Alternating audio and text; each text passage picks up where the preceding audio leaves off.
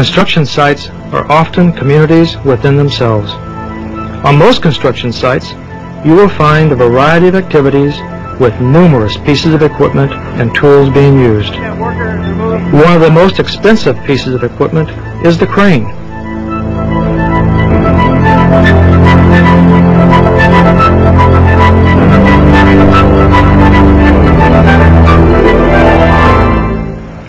Coordination of all construction activities is extremely important, especially crane operations.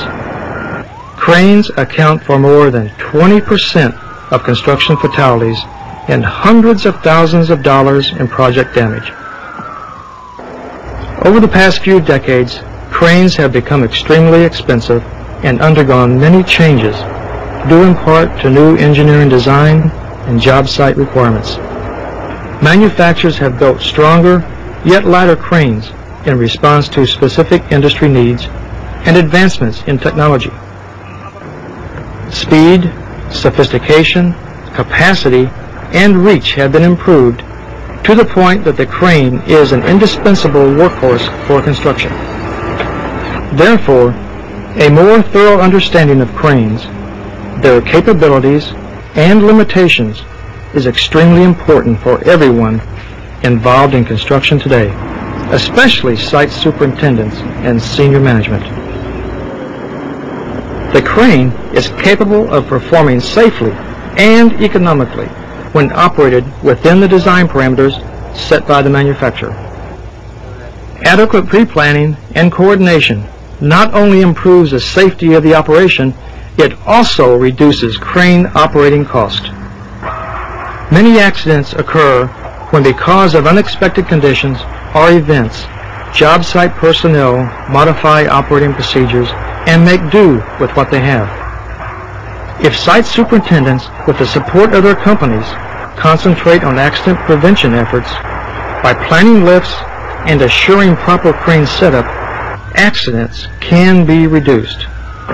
It is critical that the crane chosen is suitable to the task and is adequate for the conditions expected at the job site. Improper crane setup is responsible for approximately 50% of construction crane accidents. Too often, management is unaware of its responsibilities and the decisions necessary or special provisions required before a crane is moved on site. Thorough pre-planning before the job starts and continual monitoring of operations through completion of the project is critical in crane safety programs. A construction site or project superintendent is the person responsible for all activities on the job, which include ensuring that the planning and the execution of crane operations are done safely. Cranes are involved in more serious accidents than any other piece of heavy construction equipment. Therefore, the construction site superintendent must not only be knowledgeable of a multitude of construction activities, but should have a basic understanding of crane operations. How can hazards associated with crane operations be greatly reduced? First and foremost is to have an experienced and knowledgeable site supervisor overseeing all operations. Site superintendents need to have a basic knowledge of crane selection and setup. Do you have the right crane for the job?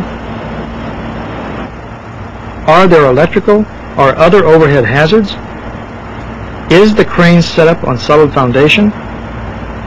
When required, are outriggers extended according to manufacturer's specifications? Are there sufficient clearances for access to the job site and to complete the lift? Are pinch points guarded? Is there too much congestion around the crane operations? Site superintendents also need to understand crane operations and the purpose of anti-two-block devices, load moment indicators, mechanical levels,